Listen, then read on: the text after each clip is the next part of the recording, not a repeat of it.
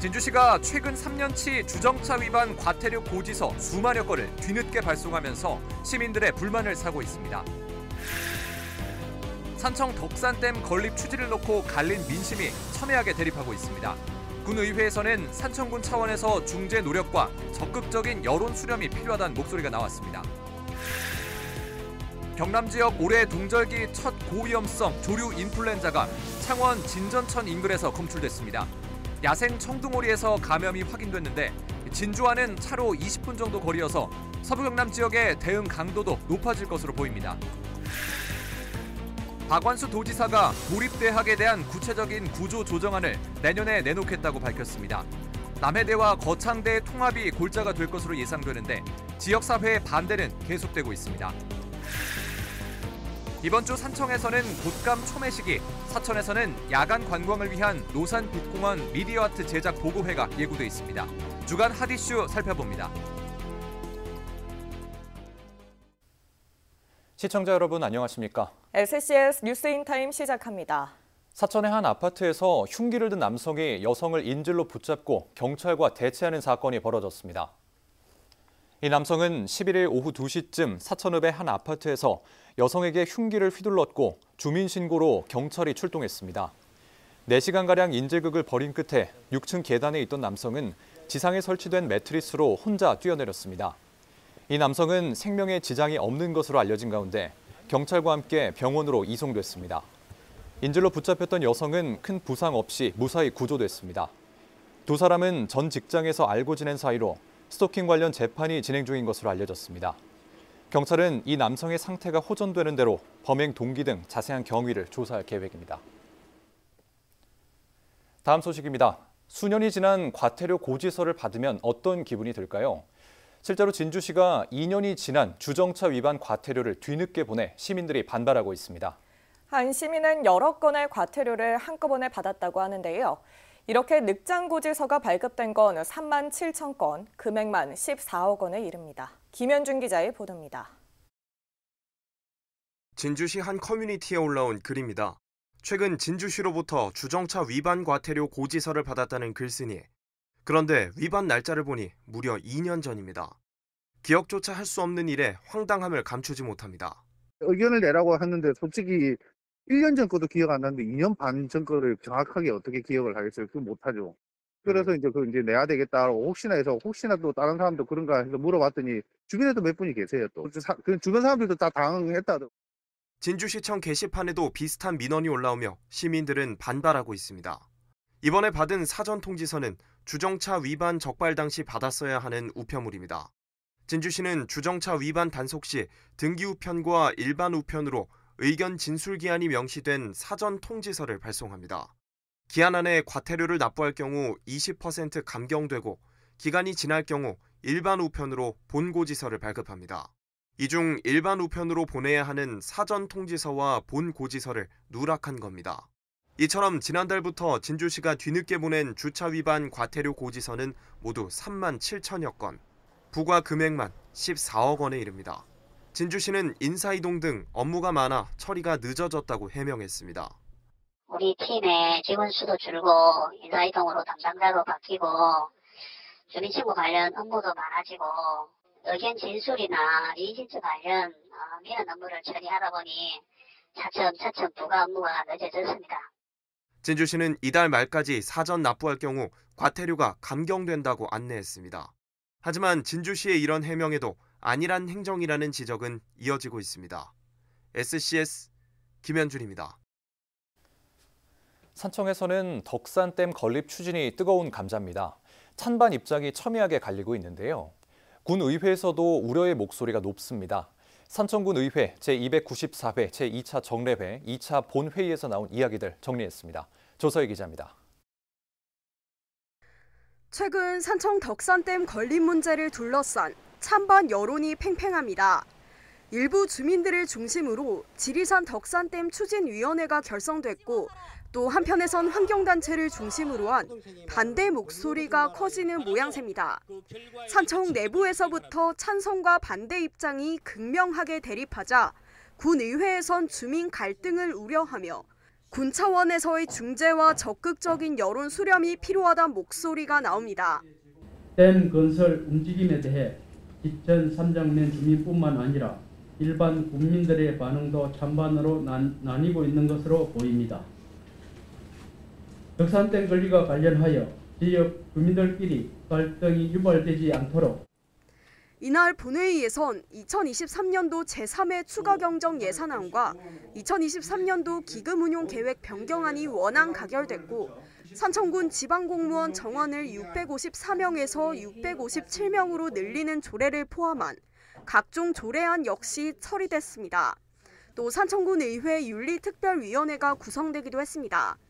의원들의 윤리강령 준수 여부와 징계 사항 등을 다루는 기구로 산청군 의회에 설치된 건 이번이 처음입니다. 위원장을 뽑는 투표에서 조균환 의원이 9표를 받아 윤리특별위원장으로 선출됐고 의장을 뺀 모든 의원이 위원회 위원으로 선임됐습니다.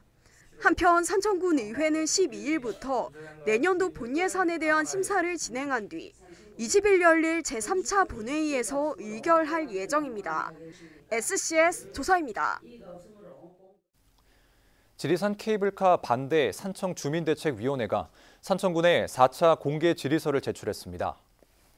대책위는 11일 국립공원 근본 취지와 환경 훼손 문제를 담은 4번째 공개 질의서를 산청군에 전달했다고 밝혔습니다.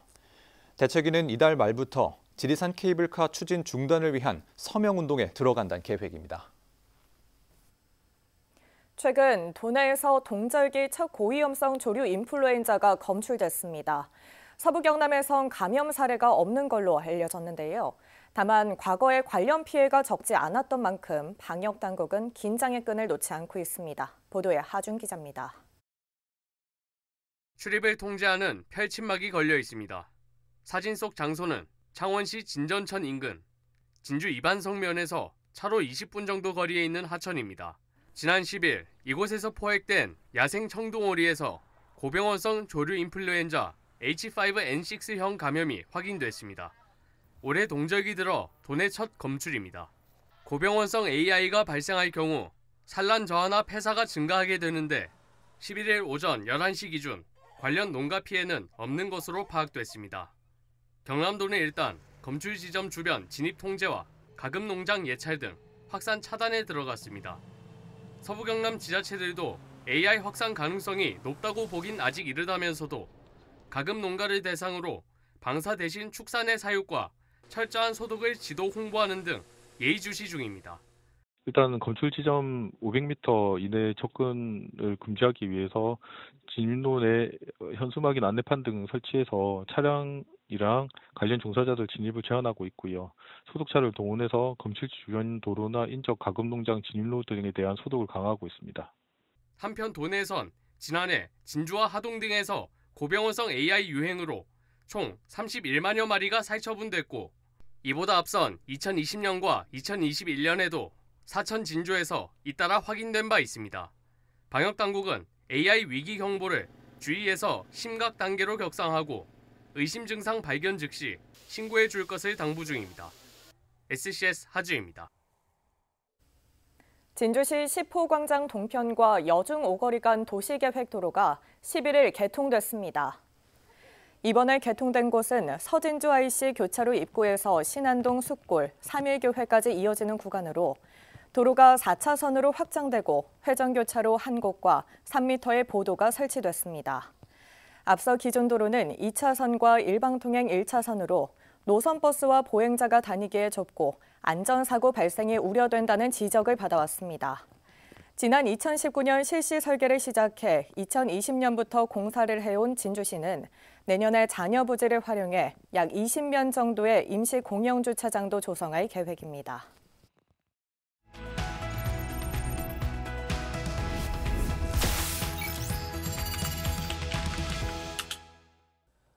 학력 인구 감소와 재정 부담 등의 이유로 남해대학과 거창대학 두 도립대학 통합을 추진 중인 경남도. 여기에 최근엔 도립대학과 국립대학교와의 통합 논의 소식도 들려오고 있습니다. 남해시대 전병건 기자와 도립대학 통폐합 이슈 정리해 보겠습니다. 네, 전병건 기자. 네, 전병건입니다.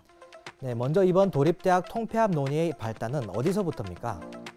박완수 경남도지사는 지난 4월 3일 실국본부장 회의에서 지방대학 구조개혁은 대학의 필수적인 생존 전략이라면서 도립대학부터 구조조정에 착수해야 한다라고 발언했습니다. 박 도지사의 발언에 대한 근거를 살펴보면 남해대학, 거창대학, 양 대학 모두 입학 경쟁률의 급감, 25세 이상을 일컫는 만학도 비율의 증가, 재정 부담 등을 들었습니다. 이에 경남도는 구조조정과 관련한 용역을 추진하고 있습니다. 네, 이번 사안에 대한 주민들의 반대 목소리가 만만치 않다고 들었습니다. 설명해 주시죠. 박 도지사의 발언과 용역 추진 등에 따른 소식에 남해군과 거창군, 주민 모두 반발했는데요. 남해군의 경우 지난 5월 3일 지역의 기관 단체장들이 위원으로 참여하는 남해대학 지키기 범국민운동본부가 출범하면서 남해 군민들의 동의 없는 도립대학 통합을 결사 반대한다라고 주장하면서 입장을 표명했습니다. 지난 5월 12일 거창군에서도 국민들이 거창대학을 지켜내자라는 목소리를 내면서 양 대학의 통폐합을 반대했는데요. 만약 통폐합이 된다고 할지라도 거창군에 대학 본부가 들어서야 한다고 주장했습니다.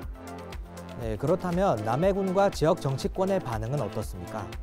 장충남 남해군수도 행정적으로 도립대학 구조 개혁과 관련해 정보를 취합하면서 남해대학을 사수하겠다라는 입장을 밝히면서도 중장기적으로는 남해대학이 경쟁력을 갖추기 위해서는 특화대학으로 거듭나야 한다고 밝혔습니다.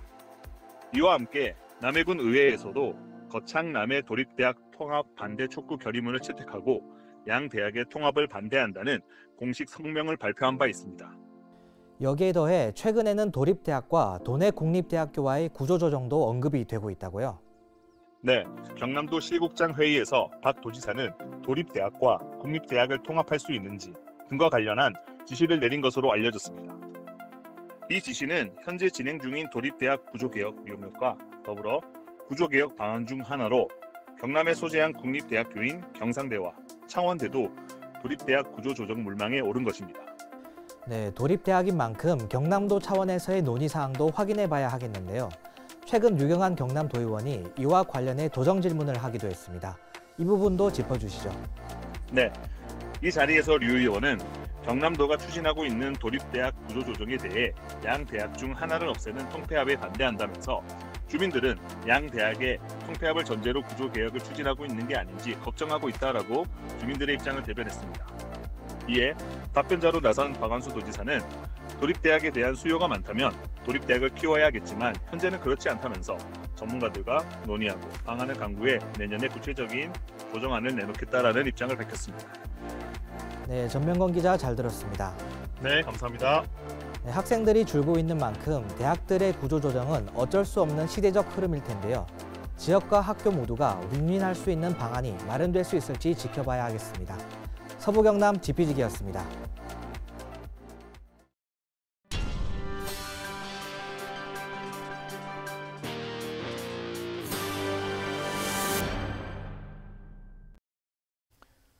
내년 4월 10일 열리는 제22대 국회의원 총선거 예비후보 등록이 12일부터 시작됩니다. 예비후보로 등록하면 공식 선거운동 전이라도 제한적으로 선거운동이 가능하고 후원회를 통한 정치자금 모금도 할 수 있습니다. 공무원 등 입후보 제한직에 있는 사람이 예비후보로 등록하려면 등록 신청 전까지 사직해야 합니다.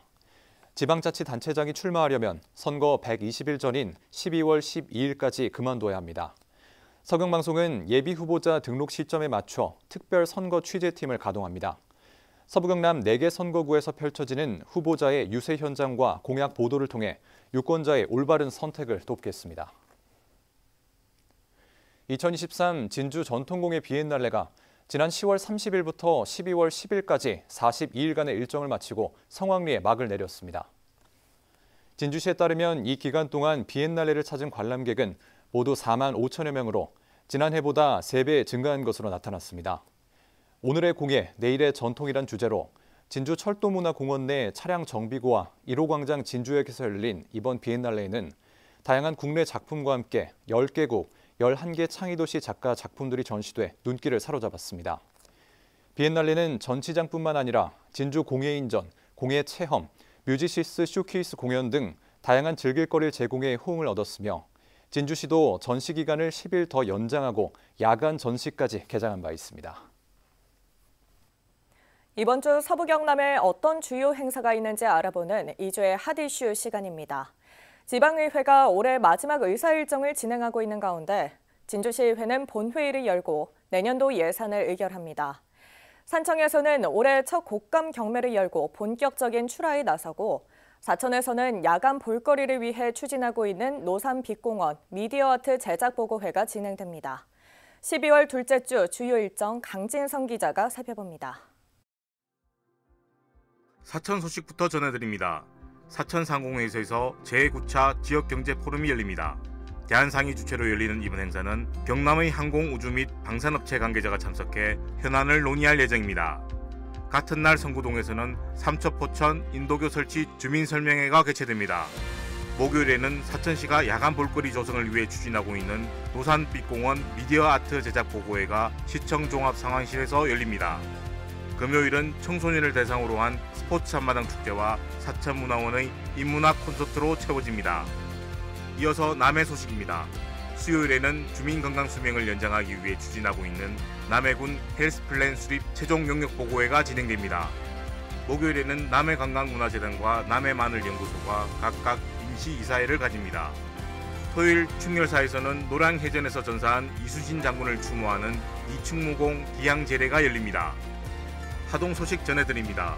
국가중요어업 유산관 유치를 위한 상황보고회와 시니어 합창단 정기연주회가 예정돼 있습니다. 목요일에는 하동군회의가 정례회 2차 본회의를 열고 안건을 의결합니다. 다음은 산청 소식입니다. 산청곡감 유통센터에서 올해 첫 지리산 산청곡감 경매를 열고 본격 출하에 들어갑니다. 산청군 새마을 지도자 대회에 이어 체육인이 한자리에 모이는 화합 행사도 열립니다. 이번에는 함양 소식입니다. 함양청년회의소가 해장단 이침식을 진행합니다. 베트남으로 향하는 농식품 수출 선적식도 개최됩니다. 목요일 함양군 체육인의 밤 행사에 이어 토요일에는 함양군수배 전국 유소년 농구대회가 개막됩니다. 끝으로 진주 소식입니다. 진주시의회는 정례회 3차 본회의를 열어 2024년도 본 예산을 의결합니다. 수요일에는 진주의 아름답고 특색 있는 사진을 발굴하기 위해 매년 열리는 진주관광 전국사진 공모전 시상식이 개최됩니다. 금요일에는 K기업가 정신 청년포럼이 진행됩니다. 토요일에는 지역장애인 체육을 위한 자선바자회와 진주 아마추어 e스포츠 대회가 열립니다. SCS 강지성입니다.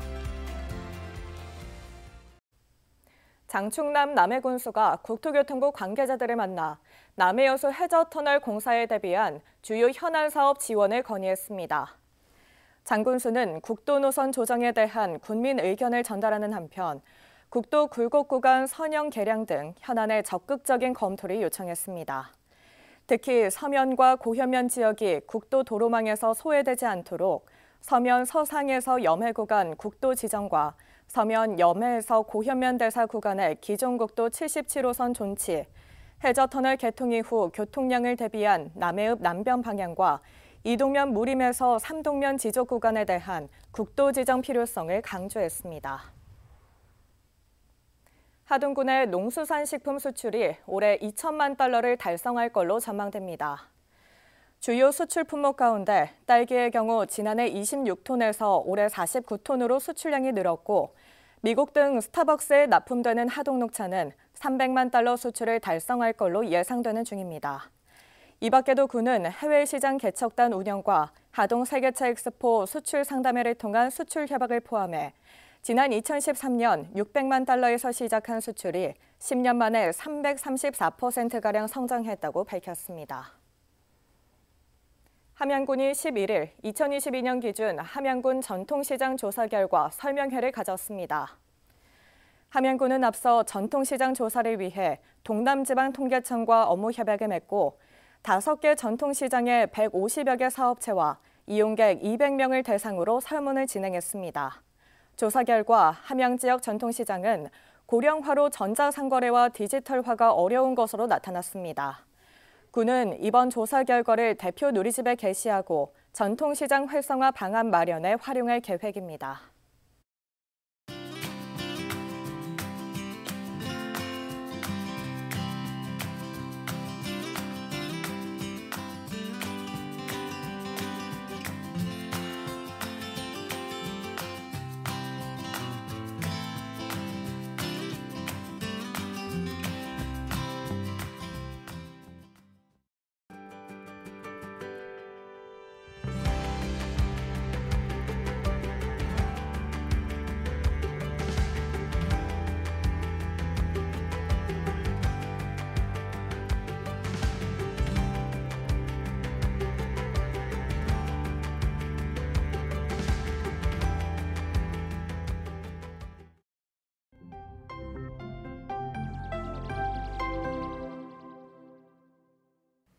안녕하십니까.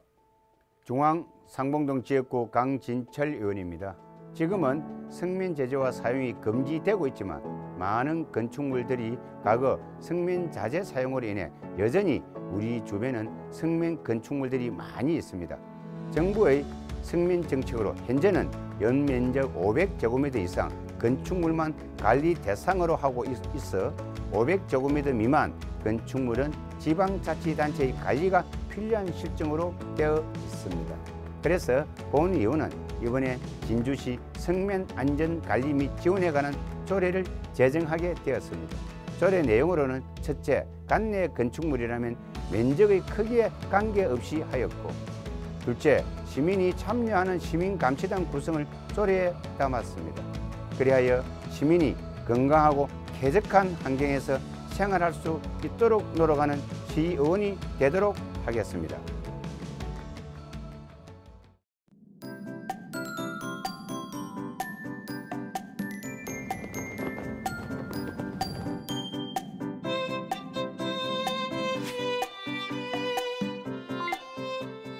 한 주간 날씨 전망 살펴보겠습니다. 이번 주는 비 소식이 잦겠습니다. 화요일까지 이어지는 이번 겨울비는 수요일에 잠시 물러갔다가 목요일과 금요일에 다시 찾아오겠는데요. 비구름이 지나간 뒤 주말에는 북극 한파가 기승을 부리면서 기온이 큰 폭으로 떨어지겠습니다. 이어서 자세한 지역별 날씨 살펴보겠습니다.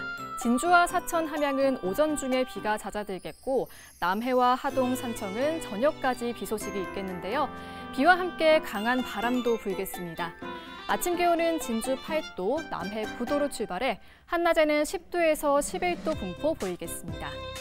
전국적으로도 비 소식이 계속되겠는데요. 광주와 제주는 저녁까지 비가 이어지겠습니다.